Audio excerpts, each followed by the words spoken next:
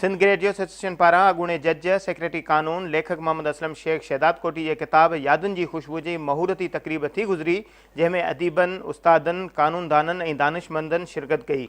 किताब बाबति लेखक जो चवणु आहे त ॿारोतण खां किताब जी तहरीर ताईं यादूं मेड़े लफ़्ज़नि में परोड़ियो आहे। पंहिंजी ज़िंदगी ते हिकिड़ो लिखियो आहे किताब, जंहिंमें यादगिरियूं, पंहिंजा नंढड़ा तासरात, छा ज़िंदगी में मां ॾिठो या कहिड़ियूं शयूं अॻियूं अची वियूं, उन ते मुश्तमिल हिकिड़ो इहो किताबु आहे जेको अॼु तव्हांजे अॻियां पेश आहे। सिगा जे अॻूणे चेयरमैन वली मोहम्मद रोशन जो चवणु हो त किताब में कानून, जाग्राफ़ी ऐं यादुनि जी ख़ुशबू समायल आहे। यादुनि जी ख़ुशबू में पंहिंजी यादियूं जंहिं नमूने सां साहेड़ियूं आहिनि, इख़्तिसार थोरो मुख़्तसर, हालांकि एॾो वॾो बुक कोन्हे को, पर उन में ॾाढो सुहिणे नमूने सां पंहिंजी ॻाल्हियुनि खे समायो अथसि। नामियारे कालम निगार, उस्ताद, अदीब डॉक्टर दुर मोहम्मद पठाण जो चवणु हो त हर इंसान पंहिंजे अंदर में कहाणी आहे, हू इर्तिका जो तसलसल आहे, लिखत जो ही मिक्सचर आहे।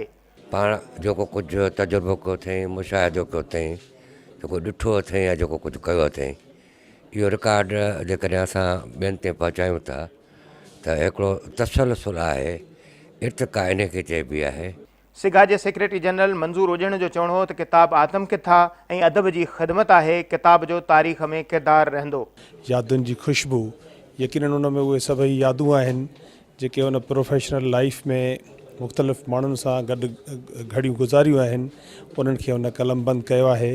सिगा कराची शाख जे सदर मोहम्मद अशरफ खावड़ जो चवणु त किताब में स्कूल, मुलाज़मत, सफ़र समेत गुज़रंदड़ ज़िंदगी समोयल आहे। हिन किताब में असलम साहब जेको बि पंहिंजो मुशाहिदो कयो आहे, घुमियो आहे, मिलियो आहे सियासतदाननि सां, ॿियनि सां, उन्हनि में काफ़ी अहिड़ियूं ॻाल्हियूं आहिनि जेके पढ़ण सां माण्हुनि खे उत्साह थिए थो। सिगा जे सेक्रेटरी नाणू मोहम्मद इस्माइल जो ख़्यालु हो त लेखक तारीख़ में ज़िंदा रहंदो, हू धरतीअ सां मोहबत कंदड़ आहे।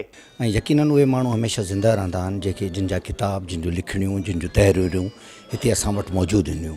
साईं असलम शेख साहब इंतिहाई मोहबती माण्हू आहिनि ऐं उनखे पंहिंजी धरती सां, माण्हुनि सां मोहबत आहे। उन जेके किताब लिखिया आहिनि उनजो महवर, उनजो इलाइक़ो शहदाद कोट आहे ऐं सिंध आहे। सूफ़ी ऐं उस्ताद प्रोफेसर नागपाल जो चवणु हो त किताब में ज़ाती ज़िंदगी न पर तारीख़, जाग्राफ़ी तोड़े सफ़रनामूं समोयल आहे, ख़ूबसूरत यादूं शामिल आहिनि। उहे बाब खुलनि पिया, जीअं प्राइमरी स्कूल जूं यादूं, सेकेंडरी, कॉलेज जी, पर हीअ रुगो हुनजी ज़ाती ज़िंदगी न आहे।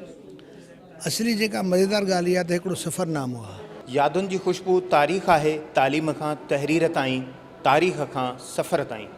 कैमरामैन वक़ार शेख सां गॾु फयाज़ कुरैशी, सिंध टीवी न्यूज़, कराची।